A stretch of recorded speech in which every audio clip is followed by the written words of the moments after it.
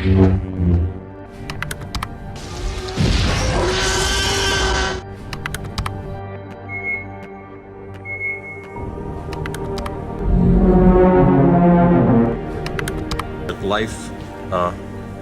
finds a way. Hello there, ¿cómo andan? Bueno, acá estamos en otro episodio más de este podcast que venimos realizando, que es mates, dinosaurios, aliens y arre. Ese me gusta. Así que, bueno, es un podcast que ha mutado el nombre. Recuerden que si han escuchado el primer capítulo y saltaron al cuarto, no vamos a hacer más. Batman es un científico. Y bueno, aquí estamos en otra presentación con el querido Mendo. Mendo, ¿cómo andás? ¿Cómo va, gente? Acá arranqué ya interrumpiéndote. Cualquiera, dice. ¿Cómo anda, gente? Está muy bien. Sí, volvimos acá en otro episodio de oficialmente Mates Ciencia y Ficción, pero que puede mutar como todas las cosas en la vida. Sí, totalmente. Pero... de momento no encontramos a nadie que le estemos cagando el copyright ni cosas por el estilo. que la vaya a buscar al ángulo de último. Olvídate. Y bueno, en este episodio hemos vuelto. Tenemos un invitado especial. Que un poco lo dijimos, un poco spoileamos en el episodio pasado que iba a haber invitados. Y en este caso lo tenemos a Mauro Aranciaga Rolando, compañero de trabajo del laburo y otro paleontólogo más. ¿Cómo andás, Mauro? ¿Cómo va, Mendo y Marian? Un gustazo estar con ustedes acá hablando y aportando sobre esto que es tan interesante, que es la paleontología y la prehistoria volcada en el cine, ¿no? Está muy bueno y da mucho para hablar. Exacto. Mauro está invitado porque él le gusta mucho el tema de la evolución del cine con los dinosaurios y todas las cuestiones de las técnicas. Y has dado varias charlas respecto de eso, no solo en el Museo de Ciencias Naturales de Buenos Aires, sino también en otros lugares. Además de que se vio acercado por esto al ser paleontólogo. Él trabaja con dinosaurios carnívoros, con los famosos megaraptores. Pero bueno, le dijimos en un momento, che, estaría bueno hablar de este tema, que vos la tenés más atada, y se prendió, así que es un gusto tenerte acá. Bueno, gracias. Sí, la verdad que cuando esta charla hace bastante que la venimos dando con Matías Mota, que es otro de los chicos, y siempre nos interesó mucho el tema de cómo se vuelca, ¿no? ¿Qué herramientas usan, qué metodología, y así nos empezamos a interiorizar, y había varios libritos, así que de ahí surgió un poco esta idea, y siempre hay un montón de cosas para discutir. Nosotros que somos recontrañoños, siempre cuando vemos un dinosaurio, no, este está malo, esto está mal hecho, y a su vez, además de esas cosas, que es lo primero, siempre hay un montón de cositas, ¿viste? De cómo se aborda, o por ejemplo, che, bueno, esto responde a este paradigma, así que está muy bueno y vamos a poder charlar un montón de cosillas. Bueno, Claro. Para mí es un placer tenerte acá. Bueno, como dijo el Mendo, Mauro es paleontólogo también de pura cepa. Hasta ahora el único cambiado soy yo. Así que bueno, Mauro sabe muchísimo de lo que labura y cosas concernientes al tema. Sabe muchísimo de Terópodos, que es el grupo en el que trabaja, y siempre es interesantísimo poder compartir una charla. Más sobre estas cosas que nos atraen tanto, y como bien dijo, sobre esta incapacidad que por ahí a veces tenemos de disfrutar ciertas cosas sin romper las pelotas, como, qué sé yo, vas a ver Jurassic Park y decís, no, maldita sea, ¿por qué mierda clonaron el bicho ese y le pusieron un nombre tan choto? Y bueno, esas cuestiones. Así que bueno, Mauro, un placer estar compartiendo este momento. Gracias, el placer es mío, muchachos. Aguante. Sí. Este poder. Bueno, justo mencionaste Jurassic Park, como que es como una de las películas bisagra, no solo de la ciencia ficción, sino también de lo que es cómo vemos a los dinosaurios. Pero vos, Marian, ¿te acordás de otras pelis? ¿Llegaste a ver en tu infancia alguna peli más de las antiguas, más falopa, con Sí, con dinos sí, o sí. criaturas prehistóricas.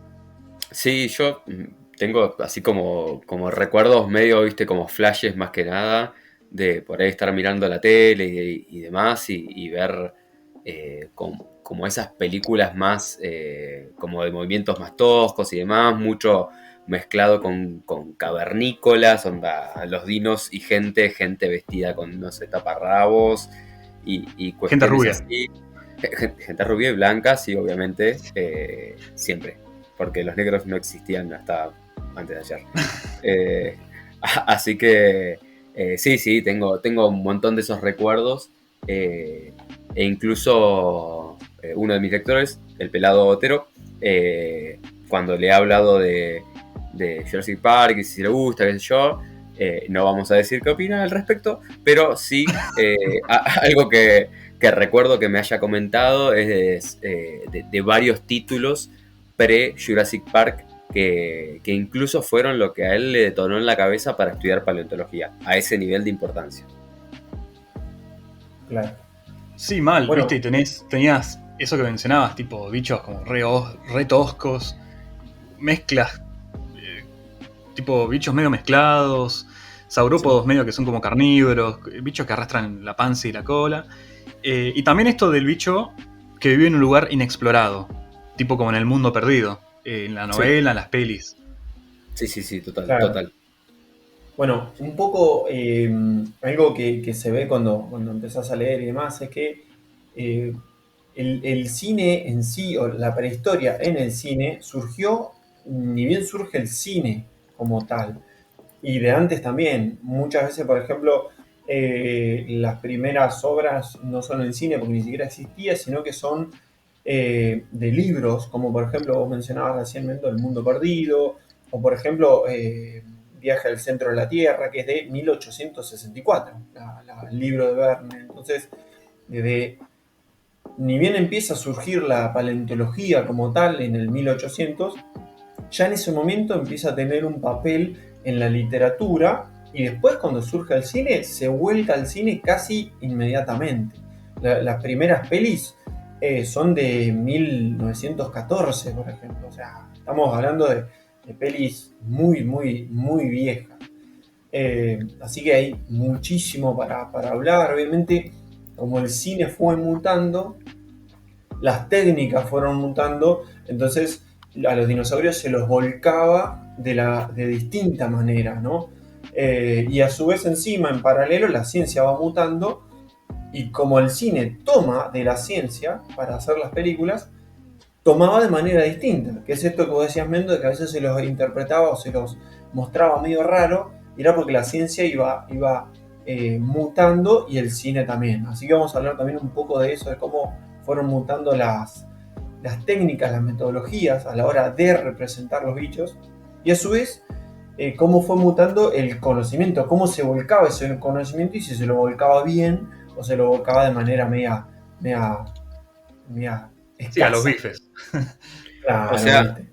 o sea que estamos hablando de más de un siglo de cine de dinosaurios.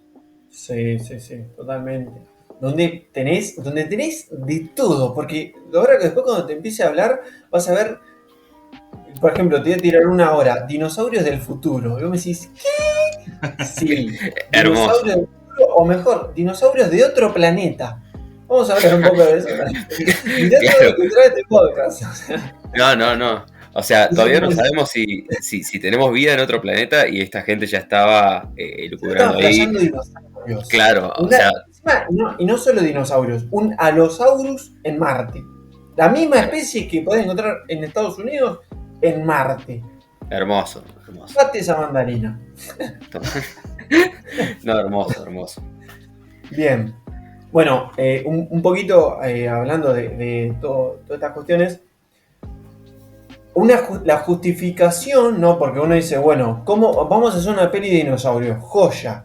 ¿Cómo haces que el hombre, que generalmente es el protagonista, cómo lo unís con los dinosaurios? Y hay varias justificaciones. Las más comunes son 6.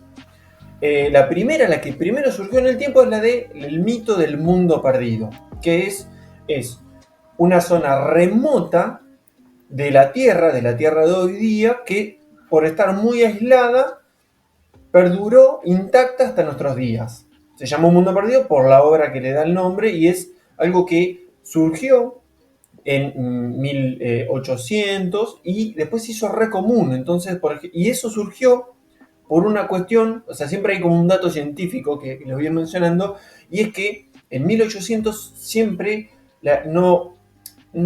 era común encontrar zonas remotas totalmente nuevas y con faunas rarísimas, como los tepuis, los roraimas o el Amazonas, que estaba totalmente desconocido, o era común encontrar islas nuevas con caníbales, por ejemplo. Entonces, eso despertaba mucho la imaginación de la gente, y los escritores siempre, por ejemplo, cuando aparecieron los tepuis, que son plataformas de basaltos totalmente aisladas, Conan Doyle dijo, imaginó que ahí podía haber, por ejemplo, dinosaurios intactos y demás. Entonces, eso inspiró mucho el tema de que los dinosaurios podrían haber sobrevivido hasta nuestros días en una zona remota. Otros imaginaron, por ejemplo, en el centro de la Tierra o en el medio de la Antártida. Entonces, el mundo perdido es eso. Los dinosaurios llegan hasta nuestros días por permanecer intactos en un área que estaba aislada. Y eso también se basa en una premisa que es incorrecta, que es si la zona en sí permanece intacta, permanece inalterada y las faunas permanecen inalteradas. Lo cual no es cierto, porque el clima cambia, no importa que el humano llegue o no, y las faunas cambian también. Entonces, eso no es tan así. Y eso después se repite, después lo vamos a mencionar. Y así hubo un montón de obras que se fueron dando. La más común es el Mundo Perdido, pero tenés un montón de otras. Hay una que es El Valle de Wangi, que es de 1969, y hay un montón. Muchas son siempre El Continente Perdido o Dos Mundos Perdidos. Hay un montón de títulos que suenan re parecidos. Hay una que es la obra de Tarzán, que va más o menos de lo mismo. No habla de dinosaurios, pero está Tarzán, que es recontra conocido. La otra premisa es los dinosaurios congelados.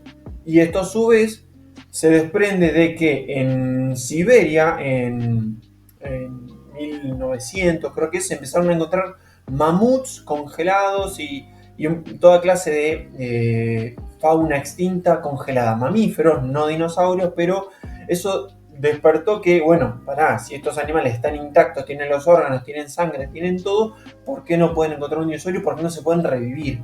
Ahí es que empezaron a aparecer todos los dinosaurios congelados, y entonces surge la premisa de que, por ejemplo, en la Antártida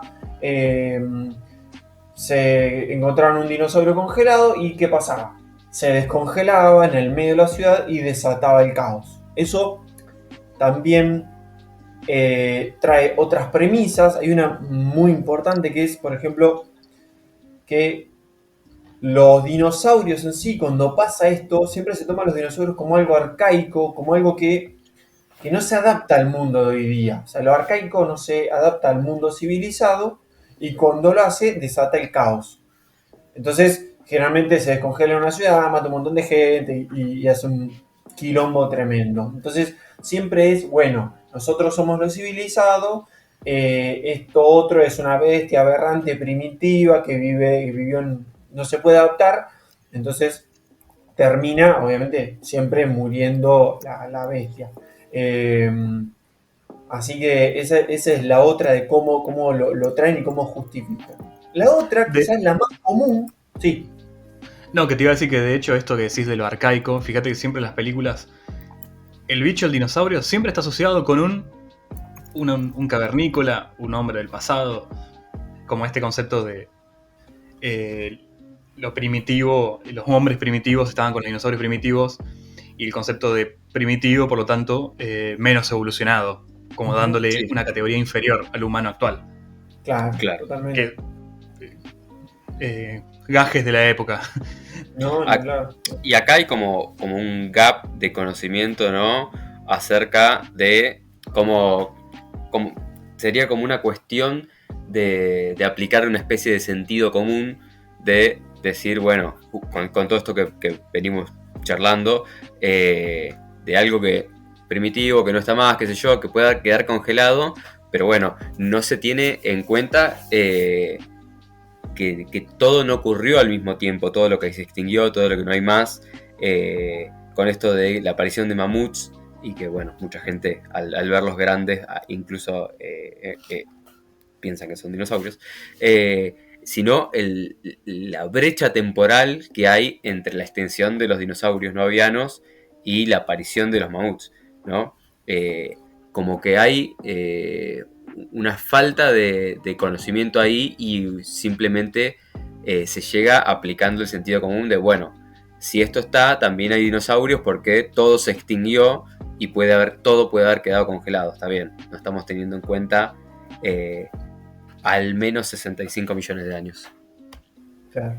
Sí, totalmente. Sí, se mezcla mucho y se pone a humanos conviviendo con los dinosaurios, se toma la megafauna como dinosaurios también, y son dos cosas muy distintas en el sentido anatómico y en el sentido temporal, ¿no? O sea, y bueno, hablando de temporal, mira, justito me cayó. La tercera justificación es viajes temporales, que es el humano se traslada, generalmente son máquinas del tiempo, casi siempre se inventa la máquina del tiempo, que es algo que surgió en su momento, la idea de, che, pará, si el tiempo es relativo, capaz se puede viajar en el tiempo. Entonces dijeron, buenísimo, lo pusieron, lo mecharon, lo juntaron con los dinosaurios y empezaron a hacer el tema de viajar en el tiempo, y así, por ejemplo, armaban cotos de caza en el Jurásico, cosas así. Pero hay otros que son más interesantes, como por ejemplo, hay otras justificaciones, como una que era las cronopatías, que es un título que surgió en su momento, que es los protagonistas tenían una enfermedad rarísima que su mente retrocedía en el tiempo y se ubicaba, por ejemplo, en la mente de un trilobite. Y el tipo solo podía experimentar lo que experimentaba el trilobite. Comer y vivir. Cosa re loca, pero re interesante también. Me encanta Igual, ese concepto. No, Sí. sí, un trilobite. Bueno, no veo nada. Así que, No veo una mierda, voy a caminar no por voy el a fondo comer. del mar. Claro. Pero ves, Y pero ves en 360. Ojo. ves en 360. Claro, ojo. Voy a ver tenías la otra- marca que dejo atrás. Claro. Sí. Otra de las tiene un nombre. Claro, las crucianas. Las crucianas son el nombre que dejan. Eso. Otra cosa re interesante, que es una película que se llama Antes del Alba, de 1934, que eran unos científicos que inventan un aparato, y ese aparato lo que hacía era, con una luz, alumbrabas a un objeto, y ese objeto te proyectaba escenas del pasado de ese objeto. Entonces, por ejemplo, vos lo proyectabas sobre un fósil o sobre un mineral, y te proyectaba, por ejemplo, qué era lo que había hecho ese animal y demás. Algo re interesante, porque en su momento después se encontraron que el sonido perduraba a lo largo del tiempo, cuestiones físicas re profundas que yo no entiendo mucho, pero que esto suena muy parecido. Entonces los tipos iluminaban con esa luz y revivían cuestiones del pasado. Así que siempre tenés esta cuestión de cómo se viajaba en el tiempo, ya sea por un aparato, por una enfermedad o por una máquina en el tiempo. Dato de color, hay un paleontólogo estadounidense que es George Gaylord Simpson, que escribió el tipo un libro que es la decronización de Sam Magruder, creo que es la pronunciación, no sé, y es inventa la máquina del tiempo, coto de caza en el Jurásico. ¿Por qué no? Bueno, fui a ir a África, ya África es muy mainstream, vamos a ir al Jurásico. El hijo de Trump y el hijo de Bolsonaro estarían ahí. Estarían a full. Y la cosa es que algo interesante que propone él, al ser paleontólogo, es que cuando viajan paleontólogos, y los paleontólogos están en el mismo lugar donde tendría que haber, por ejemplo, un diplodocus, y los tipos no los reconocen, porque dicen que ven algo que dice, esto tendría que ser un diplodocus, por ejemplo, y no lo es, no le encuentro la sinapomorfía. ¿Por qué? Porque lo que ellos creen, o lo que ellos se imaginan con los estudios científicos, es muy distinto a la realidad. De hecho, los bichos él en su obra los pone como amarillos, amarillo, patito, porque podrían ser, ¿por qué no? Entonces Sí, sí. está interesante como decir, che, bueno, yo me lo imagino así, pero eso no tiene por qué haber sido así. Así que esos son los viajes temporales. Y ahora vamos a la falopa entre las falopas, que es los dinosaurios del futuro. Que es el título ya un poco se explica, pero surge una premisa falsa que es sobre condiciones similares van a surgir faunas y floras similares. Y eso está mal, porque no tiene que ser así, la evolución es azarosa y las mismas condiciones, por ahí, si vos retrocedes el tiempo, por ahí no se desarrolla lo mismo. Entonces, Sí. y la evolución no es tendenciosa, siempre se imagina, por ejemplo, que el humano es la cúlmine, siempre se evoluciona hacia la vida inteligente y eso no es así. Sí, de hecho, muchas veces se ven artículos de cuál será la máxima capacidad cerebral de un humano en unos años o a dónde llegará el humano con su pensamiento, como si fuera direccionado a convertirse en una especie de deidad. Sí, exactamente. Y en este caso, hay por varias cuestiones, los dinosaurios vuelven a surgir, algo totalmente incorrecto porque la evolución que hace posible que una especie vuelva a surgir otra vez, y ya sea por ejemplo por inviernos nucleares o porque se degrada la capa de ozono y mata todo, o por ejemplo por mutaciones, los dinosaurios, los reptiles empiezan a evolucionar, a mutar y se generan, vuelven al presente dinosaurios. Eso es totalmente Bueno, eso falso. Sí. No, perdón, si querés terminar y te cuento lo otro. No, por ejemplo, en uno de los casos que es el cavernícola adolescente de 1958, que es los últimos restos de la humanidad, viven en cuevas, son re primitivos, obvio, y surgen los dinosaurios. O sea, no solo dinosaurios del futuro, sino cavernícolas del futuro conviviendo con dinosaurios, o sea, doblemente mal. Pero bueno. Bueno, viste que esto de las mutaciones está muy arraigado al miedo nuclear, al miedo atómico de los 50 en adelante. Que después, yo sé que después vas a hablar un poco de Godzilla, pero tiene un poco que ver con esto de la mutación en el ADN y cómo no es que te va a cambiar. Uno dice, bueno, la mutación te cambia 3 bases del ADN y listo. Se expresa de acá a 10.000 generaciones. Sí. No esto de que de repente tenés un bicho que se convierte en dinosaurio de vuelta por una mutación de, en el ejemplo que tiré yo, de, no sé, la radiación. Fruto del contexto también. Sí, no. Sí. Más que las mutaciones, que la gente muchas veces no maneja ciertos conceptos y también hay mucha malicia a la hora de difundir información de distintos medios que o no se dignan en aprender o si lo saben, lo publican mal. Cuestión que hay mucho miedo con estas cosas, así como con otros términos, como por ejemplo, que viene agarrado esto, ¿no? También con la cuestión de lo que es transgénico, por ejemplo, que bueno, que nada, yo muchas veces de manera muy, muy, muy sencilla explico que mutaciones hay todo el tiempo, que básicamente la luz UV genera mutaciones, pero las mutaciones tranquilamente pueden ser neutras, que no generen absolutamente nada y que tengas 7 millones de mutaciones, pero que no generen absolutamente nada. Así que bueno, nada, concepto a veces para aclarar. Ni hablar. Bueno, el otro título, siguiendo con la buena falopa, es los exodinosaurios, es decir, dinosaurios de otro planeta. Se basa en la misma premisa que bajo condiciones similares surgen faunas y floras similares. Entonces, astronautas van a otro planeta, mira, hay dinosaurios. Y en algunos títulos, no solo dinosaurios, sino la misma especie, los Aurus en Marte, por ejemplo. Sí. Bueno, ¿por qué no? ¿Por qué no? No veo por qué no. ¿Por qué no? Bueno, entonces, así tenés, por ejemplo, uno que es Rey Dinosaurio. Todo yo igual te lo traduzco.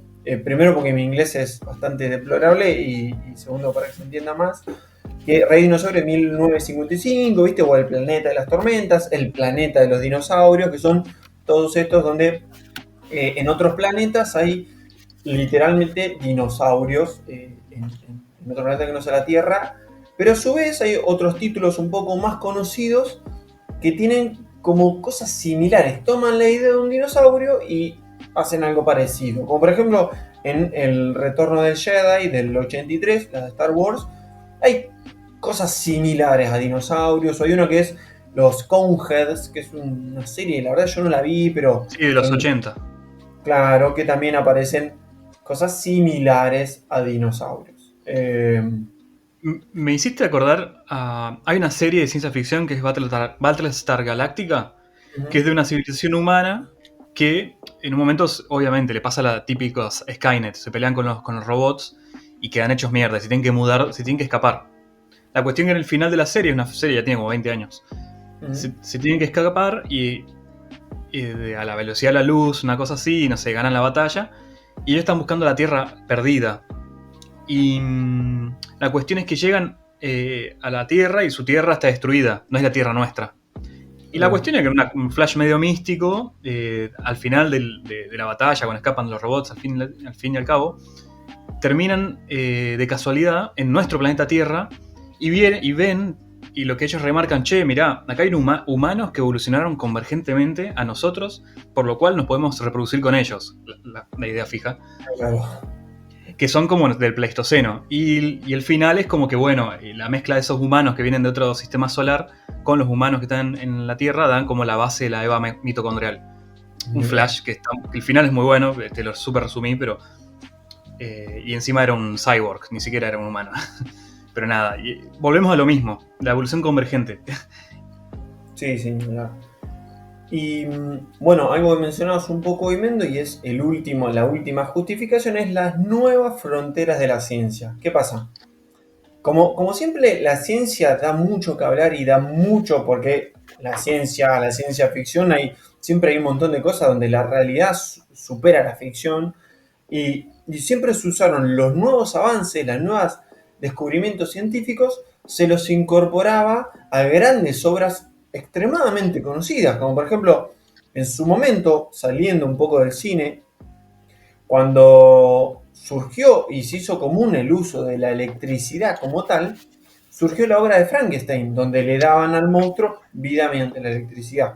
O por ejemplo, cuando se descubrió la radioactividad como tal, surgió Godzilla, que le da vida a los grandes monstruos que se alimentan. Entonces el cine japonés hizo 50 y pico de películas con ese mismo. Entonces los paradigmas de cada momento se usan para justificar justamente que un bicho venga o le dé vida o demás.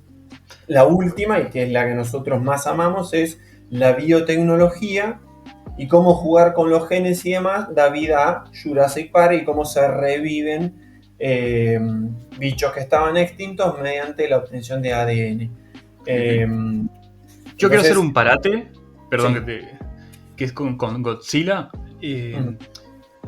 Godzilla obviamente viene con un poco de estos conceptos de la radiación, pero los japoneses en su momento, cuando querían expresar lo que habían sentido con las bombas nucleares en Nagasaki y Hiroshima, Estados Unidos, como medio que los controla hasta el día de hoy, no les permitía hacer nada referente a audiovisual. Entonces tuvieron que hacer toda una analogía al medio nuclear con Godzilla.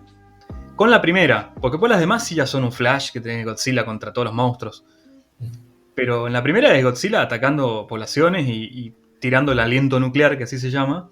Y es la primera de Godzilla de la japonesa es terrorífica. Es una peli vieja, pero es tremenda y como que refleja muy bien el miedo que les quedó a ellos post bombas atómicas. Claro. Pero después sí hay otras pelis, como La bestia de los 20.000 Phantoms, que también tiene que ver con la radiación, pero ya desde la perspectiva yankee, ¿no? Ellos no sufrieron la pérdida de 2 ciudades. La estuvieron más tranqui. Sí, Solo quería hacer ese paréntesis. No, está perfecto. Bueno, y después tenés algunas cosas por ahí un poco las charlamos, pero vos tenés que dentro del cine tenés como 4 tipos de interacciones entre hombres y dinosaurios. Por ejemplo, la primera es cordiales. Esto se da en obras donde generalmente conviven humanos con dinosaurios y donde generalmente los dinosaurios están antropizados. Estas son muy raras y obviamente, ¿por qué son cordiales? Porque al estar antropizados los bichos son inteligentes, entonces se puede razonar. Muchas cosas que son discutibles, obviamente, pero es una justificación, digamos, de algunas obras. La otra, suele verse que es convivencias afectuosas, en obras donde se usan a los dinosaurios como mascota, ¿viste? Por ejemplo, una de las primeras películas es Gertie el dinosaurio, de 1917, donde hay un nene, creo que es una peli coreana o algo así, y el nene encuentra un dinosaurio, obviamente todos los adultos lo quieren matar y él quiere proteger a su amiguito, este dinosaurio, que es un saurópodo. Y obviamente es dirigido a un público infantil, ¿viste? Se ve al dinosaurio siempre desde un punto de vista más tipo mascota, y Claro. donde la idea es que el público se encariñe con él. O sea, Después tenés- medio como mi mascota es un monstruo. Claro, hay uno, por ejemplo, que se hizo hace poco del el monstruo del lago Ness, ¿viste? Hay Sí, varias, sí. o no sé, Bobby, el perro que juega al básquet, y es como...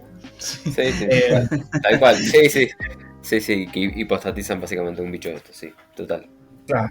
La otra es de utilización, que es conviven y se aprovecha a los dinosaurios, ya sea como máquinas, como herramientas, como montajes, como cabalgaduras, como por ejemplo los picapiedras, que es la más Sí. conocida, la que más explota esto, que usan una cámara de foto con un dinosaurio adentro. Entonces, esta es también es bastante rara, pero la más común dentro de esta categoría son monturas. Usan a los dinosaurios como monturas, como una bestia de carga, básicamente. Sí, en Dinotopia también hacen eso, los usan como para Sí. hacer cosas. Claro, o en Primal, en varios juegos, en Ah. videojuegos como el Ark, hay un montón que Sí. se usan así. Y la más común es conflictiva, relaciones conflictivas donde obviamente el dinosaurio, al ser algo arcaico, un animal salvaje, indominable, tonto, entra en conflicto con el humano. Ya sea Progre, por... avanzado, evolucionado.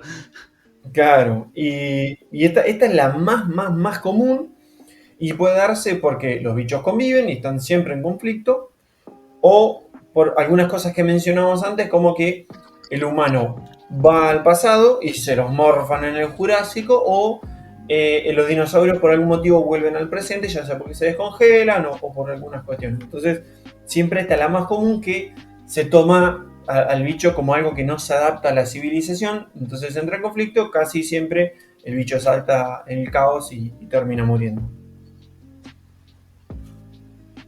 Sí, es interesante esto de que el bicho siempre entra en conflicto. Es como que nunca...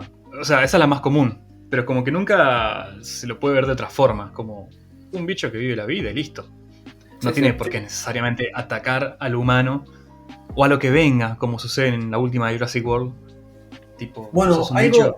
algo que me acabo de dar cuenta, por más que yo critique la última de Jurassic World Dominion, en Dominion un poco lo que dicen es, bueno, los bichos se adaptaron, ni mal que mal, ahora me acabo de dar cuenta que rompe un poco con esto, y porque fíjate que en las últimas de Jurassic Park, cuando sueltan al bicho en la ciudad, se morfa un montón de gente, ¿viste? Entonces acá, al salirse al mundo, los bichos se empiezan a adaptar. Siguen entrando en conflicto, pero por ahí a la manera en que lo hace cualquier bicho salvaje, como un lobo o un león en África. Entonces, creo que al menos es la única que conozco donde rompe un poco con esto de el animal como algo que no se puede adaptar y que es algo arcaico.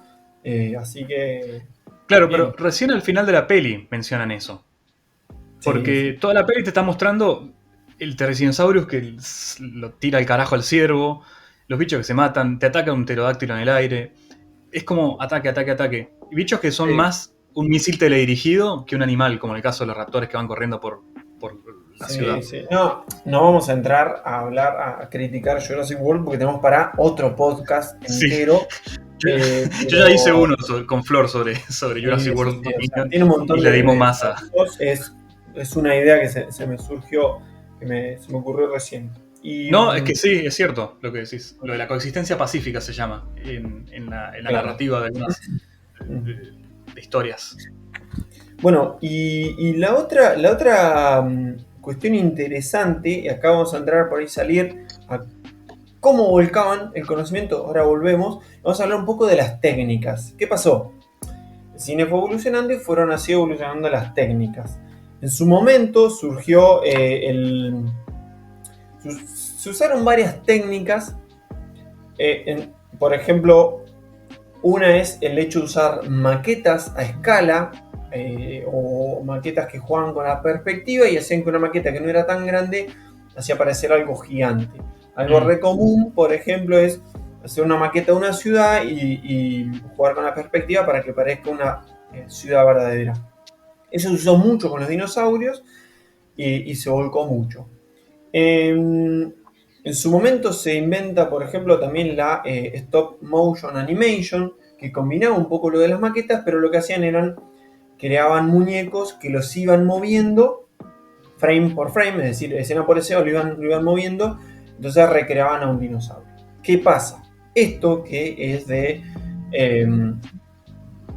bastante tiempo, o sea, son películas muy viejas, por ejemplo, del 70 para atrás, o sea, todo lo del 80 para atrás, son todas estas películas que usaban el stop motion animation. Y si vos ves las películas, los dinosaurios son lentos, no se mueven mucho, porque obviamente es muy difícil, o sea, hacer 100 frames por segundo es un montón. Entonces, en ese momento, hacer un dinosaurio que se movía poco estaba bien, porque en ese momento se creía que los dinosaurios eran animales torpes, relacionados con los lagartos, de sangre fría, que no se movían mucho, malos, obvio. Con la lengua bífida. Claro, y a partir del 80 cambió el paradigma de la paleontología, no del cine, sino de la paleontología, donde Robert Bakker, que es un paleontólogo de Estados Unidos, dice y postula que los dinosaurios son de sangre caliente, mucho más activos, están relacionados a las aves. Entonces cambia y se ve a los dinosaurios no como un cocodrilo super desarrollado, sino como un animal mucho más activo, que hacía cortejos reproductivos, que podía correr rápido, que comía, que se bancaban las subidas y bajadas de temperatura. Animales mucho más parecidos a nosotros, si querés, sin ser un mamífero. Y eso cambió. Entonces, técnicas como el stop motion animation dejaron de ser tan redituables, porque imagínate tener que hacer para que un velociraptor corra, hacer 1000 frames por segundo, y es difícil. Sí, se veía muy limitado el stop motion con eso. Claro, entonces sirvieron en su momento, dieron un montón de resultados espectaculares, se modificaron mucho porque se combinaba el stop motion animation con maquetas. Después también volviendo un poco a Godzilla, se usaban trajes de caucho con actores adentro, con maquetas de ciudades. Y en su momento, cuando empieza a cambiar todo este paradigma, se empezaron a usar la ingeniería robótica y la ingeniería mecánica para hacer muñecos que se movían y que digamos, técnicos los iban moviendo y recreaban, como se hicieron en Jurassic Park, que se hacían animatrónicos muchísimo más reales. Y a su vez eso, hubo un quiebre con Jurassic Park, donde directamente los muñecos eran el asesoramiento, lo hacían paleontólogos.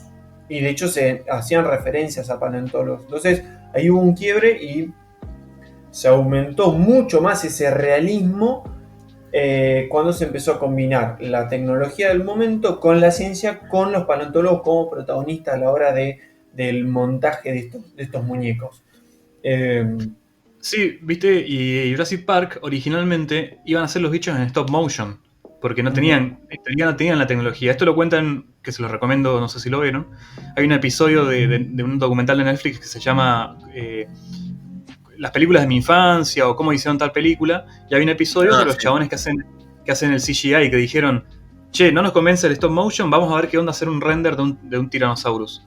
Que lo hicieron haciendo captura de pantalla con un esqueleto animatrónico chiquito, pero 3D al fin y al cabo. Y los chabones se quedaron como, 5 días sin dormir haciendo un render y se lo presentaron a Steven Spielberg. Y el chabón dijo, ya está, este es el futuro. Claro. Y Sí, ahí sí. dijeron, bueno, si no fuera porque 5 becarios de Stan Winston se quedaron sin dormir y manejando, no sé qué hubiera pasado. Estaríamos Sí, con el capaz. top mo- Sí, o hubiera llegado 15 años después. Ujú. Claramente no hubiera sido Jurassic Park lo que fue. No, Totalmente. obviamente son eventos históricos que justo la pegaron ahí. Pero justo Jurassic Park tiene dinosaurio fue como la que planteó todo el paradigma a nivel de los efectos 3D versus los efectos prácticos. Ya el Terminator 2 lo había hecho un poquito, pero acá se fueron al choto. Sí, sí. Ahora, stop motion ¿cómo se dice? Es, por ejemplo, El extraño mundo de Jack, ¿no? Sí, sí, Que sí. hacen con plastilina, básicamente. Sí, un re laburo. Sí, sí, Sí. está bien. Sí.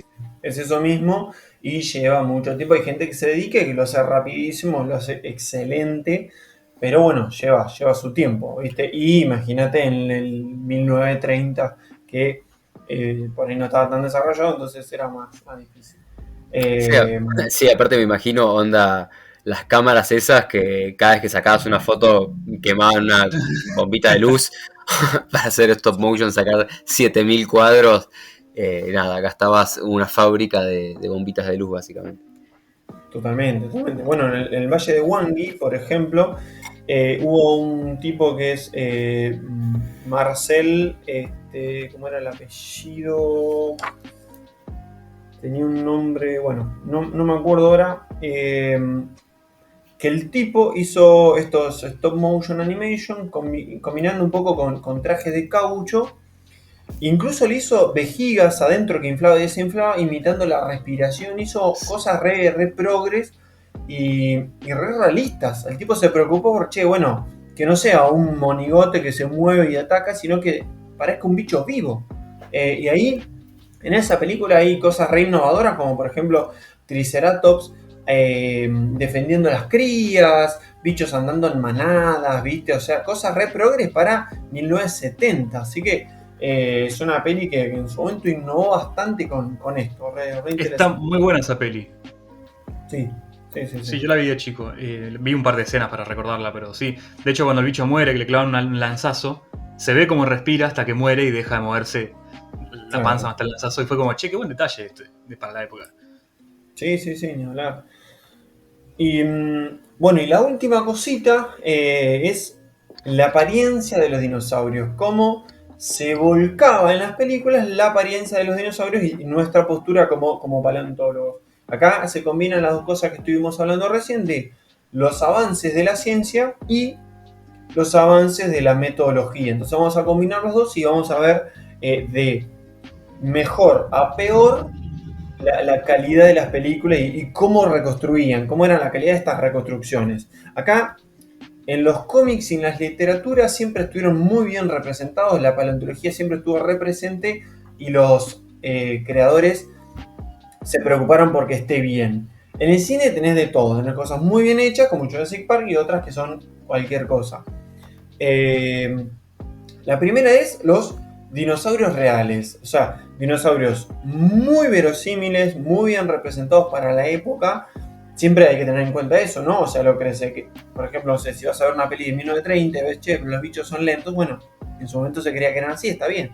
Entonces, para el momento estas películas eran muy verosímiles con lo que se conocía, tomaban el conocimiento de los paradigmas de la época y a su vez eran películas que tenían bastante presupuesto, entonces usaban todas estas técnicas que hablamos recién de stop motion animation, usaban las vejigas y demás, usaban el tema de maquetas, de ingeniería robótica y un montón de cosas acá, y siendo la culmine, si querés, Jurassic Park, porque tiene mucho presupuesto y fue una de las mejores en la calidad de las reconstrucciones en sí.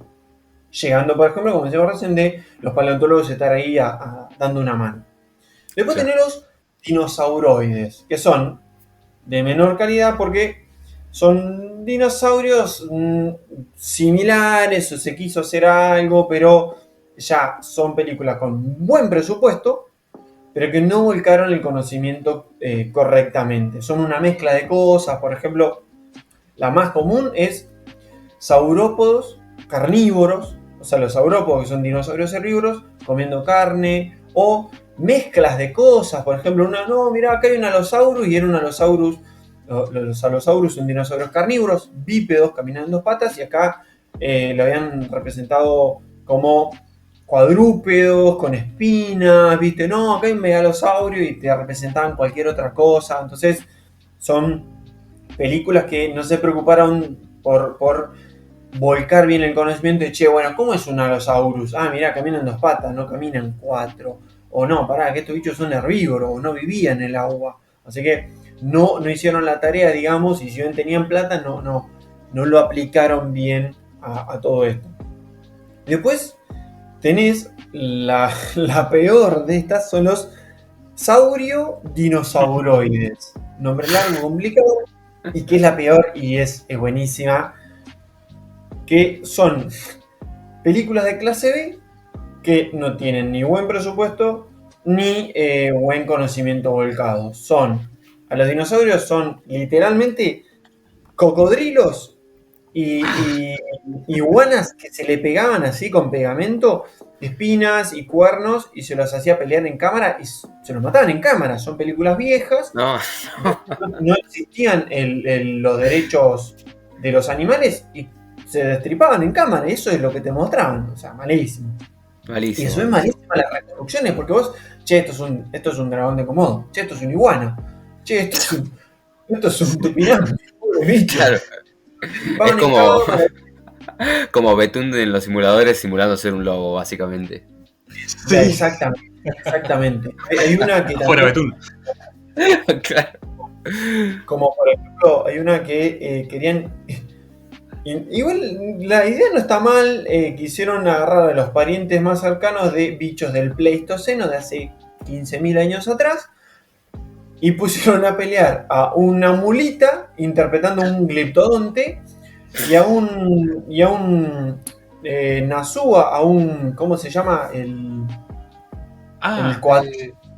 cuatí, pelean interpretando como un oso, como un prosiónido extinto, y los hacían pelear en cámara. Entonces, pobre mulita interpretando un gliptodonte que es un pariente, pero nada que ver. Y además, ni parecido, y matándose en cámara con un bicho, como, che, pero yo no quiero pelear, bueno, matalo. Así que, ¡Sangre! sí, son películas, la verdad, lamentables que uno dice, bueno, era lo que había, pero en realidad para ese momento había cosas mejores, pero bueno, los tipos quisieron hacer cualquiera y lo hicieron porque en ese momento podían. Y la última, que esta no es ni mejor ni peor, es distinta, es moderado, son los dragodinosauroides, que son un actor oculto en algo que se parece a un dinosaurio, y acá tenés todo el cine de Godzilla, digamos, todas las películas de Godzilla que son cosas parecidas, viste, a Godzilla, King Ghidorah, que son medios parecidos y que son bien particular de Japón, que usan una técnica especial, es algo bien endémico de Japón, donde se interpretan a cosas similares, como toda una mitología distinta, y que acá tenés un presupuesto moderado con reconstrucciones que son moderadas, pero porque apuntan a otra cosa, ¿viste? Así que, pero bueno, va por este lado. Y esa los era- Power Rangers. Claro.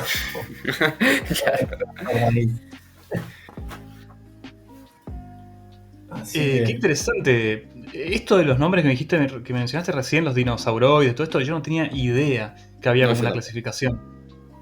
sí, hay un libro que es de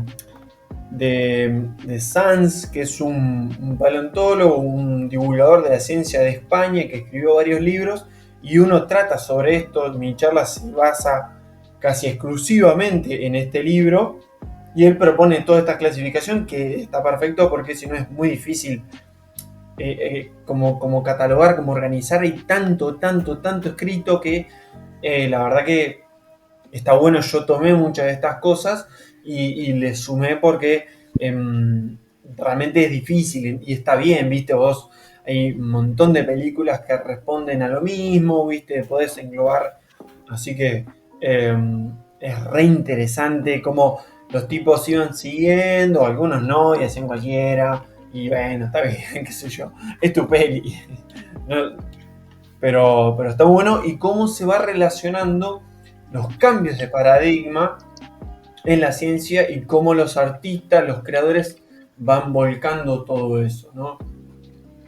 Bueno, este punto para mí es súper importante porque mucha gente piensa, no, mirá, esto lo hicieron como el orto acá, y estás hablando justamente como decíamos hoy, no sé, una película que por ahí tiene 100 años o una película que por ahí tenga hoy 30 años.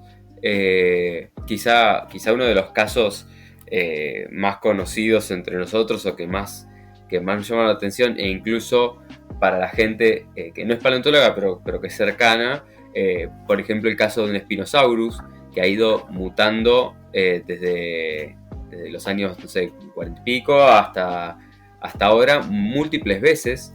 Y sí, arrancó bombardeado. Primer principal. Claro, arrancó bombardeando en la Segunda Guerra Mundial, hecho mierda.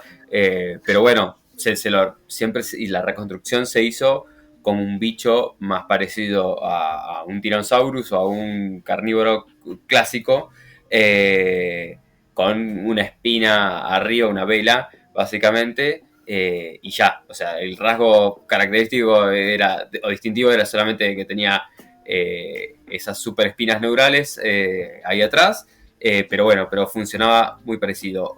Después medio que pasó a ser un bicho medio que caminaba en cuatro patas, qué sé yo, y terminó siendo por lo menos lo que conocemos hoy en día y los últimos estudios que tenemos, ustedes me corregirán que trabajan los dos en carnívoros, de un bicho que es acuático, piscívoro, nada, con una cola medio aplastada, tipo cocodriliana, comprimida, ¿no? Sí, medio celacantiforme, tipo con Sí, arcos de males y sí, espinas sí. bien altas. Es una estructura Claro. rarísima. Entonces, a lo que voy con esto es a que para nosotros constantemente van cambiando las cosas, para nosotros que estudiamos estas cuestiones van cambiando. Imagínense para la gente que lo hace en el cine o demás, nada, agarra lo que hay en el momento, y en algunos casos, bueno, como esto, les chupa un huevo poner a pelear a una iguana, una mulita y qué sé yo, pero en otros casos, cuando, como, qué sé yo, que quieren hacer bien, Jurassic Park o quien sea, nada, quizá hicieron lo mejor que estaba a disposición, pero pasan los años, las cosas avanzan, van cambiando, la ciencia siempre, la ciencia no es rígida, es maleable y genera modelos adaptados a lo que puede acercarse a la realidad, ¿no? Y eso hace que si vos mirás en perspectiva, decís, no, qué mal, pero bueno, el tema es meterle el contexto histórico a estas cuestiones, ¿no? Es algo importantísimo. Otro punto para mí también, que mucha gente se queda flasheada, y creo que pasó mucho con Jurassic World Dominion, el tema de que aparezcan plumas en los dinosaurios carnívoros, en los terópodos, Claro. es algo que para mí a la gente la flashea un montón, y yo charlando, porque obviamente le decís, hola, yo soy paleontólogo, y lo primero que te preguntan es, o al menos a mí últimamente es, che, ¿es verdad que los dinosaurios estos tenían plumas? Y les empezás a contar, qué sé yo, que algunos sí, que otros no, que qué sé yo. Entonces la 1 de Jurassic Park está re mal hecha, y no, bueno, no es tan así, sino que ha ido cambiando y demás. Si bien se tenía conocimiento en esa época de estas cosas, quizás no estaba tan asentado, y bueno, resumiendo. Pensá que la pregunta de esa época era, che, ¿los velociraptores corrían así de rápido? ¿No era que arrastraban la cola? Claro, sí, total. Eso mismo. No, también hay cuestiones de licencia del artista, por ejemplo, en su momento También. había cuestiones cuando se hace a Jurassic Park al dilofosaurio escupiendo veneno. Sí, ¿Por y qué? con la cresta esa. ¿No hay evidencia? No, bueno, que diga que soy yo, ¿qué me importa? Yo lo voy a hacer así, bueno, está perfecto. Sí, obvio. Hay pelis Sí. que envejecen bien, como Jurassic Park, y hay otras que no. Y obviamente, como vos decís, a la medida que nosotros, la paleontología va trabajando y va produciendo conocimiento nuevo, hay cositas que quedan desactualizadas, ¿viste? Bueno, che, los velociraptores son más chicos, tienen plumas, y está perfecto, por ahí a la gente le hace ruido, pero a nosotros en realidad es común para nosotros y el hecho de equivocarse, incluso a veces puede ser sinónimo de, bueno, mejor, está bien, mira, este probó que yo estaba mal lo que había dicho. Bueno, pero Sí, está bueno, tenés más evidencia. Entonces, a veces el hecho de ir encontrando nueva evidencia, y más en la paleontología, donde te vas de campaña y encontrás evidencia a patadas, sí, eh, sí, sí, sí. se modifica muchísimo eso todo el tiempo. Para la gente es raro, equivocarse para ellos está mal y para nosotros es como, bueno, ya es parte del trabajo, ¿viste? Muchas Sí, veces te pasa que vas de campaña, encontrás algo y decís, mira esta cosa, y después vas y encontrás el resto del esqueleto de eso que encontraste al principio y te diste cuenta que lo que dijiste estaba mal. Así que sí, ni bueno, hablar. ahí Lo que pasa que también hay un concepto equivocado que no sé, está como en el inconsciente colectivo básicamente, que es que la ciencia descubre cosas y es conocimiento inamovible, que genera verdades absolutas. Ujú. Hay mucho de eso en la gente, ¿no? Bueno, pero como esto con las vacunas, por ejemplo, que dio resultado, que no, que dicen, bueno, ahora había que hacer tal o cual cosa, bueno, sin entrar en eso, ¿no? La ciencia no genera, no descubre verdades absolutas. La ciencia lo que hace es, en general y en todas las ramas, generar modelos que se adapten lo más posible a la realidad, a reflejar la realidad. Y en el caso nuestro, de la paleontología, nosotros reconstruimos con la evidencia que se nos brinda, que le podemos sacar y bueno, y jugamos con esto en contra de que tenemos que ir para atrás, básicamente nosotros. Tenemos que reconstruir en muchos casos con lo que nosotros conocemos, que bueno, en muchos casos es el actualismo, ¿no? Eh, entonces, a partir de eso, obviamente corremos más riesgo de, de cometer errores, de especular, etcétera, que en muchos casos, bueno, eh, granito a granito vamos poniendo y va mejorando y se van encontrando cosas que van diciendo, ah, sí, claro, esto me cuadra mucho más, ah, esto tiene mucho más sentido, etcétera. Y las cosas, bueno, van como tomando forma, volviéndose más robustas y asentándose mucho más. totalmente. Sí, en palabras simples se dogmatiza la ciencia. La gente dice, no, pero como esto no era cierto, sí, en su momento era cierto, pero ahora ya Sí, está. Eh, digamos, ahora se crea otra cosa y como que es difícil que a nosotros como científicos se nos enseña a pensar distinto, entonces es difícil como sacar un poco eso. Igual muchos científicos lo hacen, de no estar reticentes al cambio y estar, digamos, de estar estáticos en sus ideas y de no adoptar cosas que es como, che, esto no solo te cambia todo lo que vos haces, sino te beneficia. Así que, Claro, pasa que también es re difícil para una persona que estuvo mucho tiempo en el mismo status quo cambiar, es sí, como re... Yo entiendo que por ahí está cómoda, pero también es difícil desde el contexto en el que se crió, se profesionalizó, etcétera. Pero sí, también estoy de acuerdo con vos. sí, sí, está perfecto. Y es parte del oficio. Así que en el cine hay un montón de cositas para hablar. Y, y bueno, me alegro, espero que les haya servido, que esté bueno. Hay un montón de cosillas que podríamos seguir hablando. Dejé un montón afuera, pero, pero bueno, qué sé yo, al menos esto me pareció como la parte más sintética, más jugosa y más entretenida también.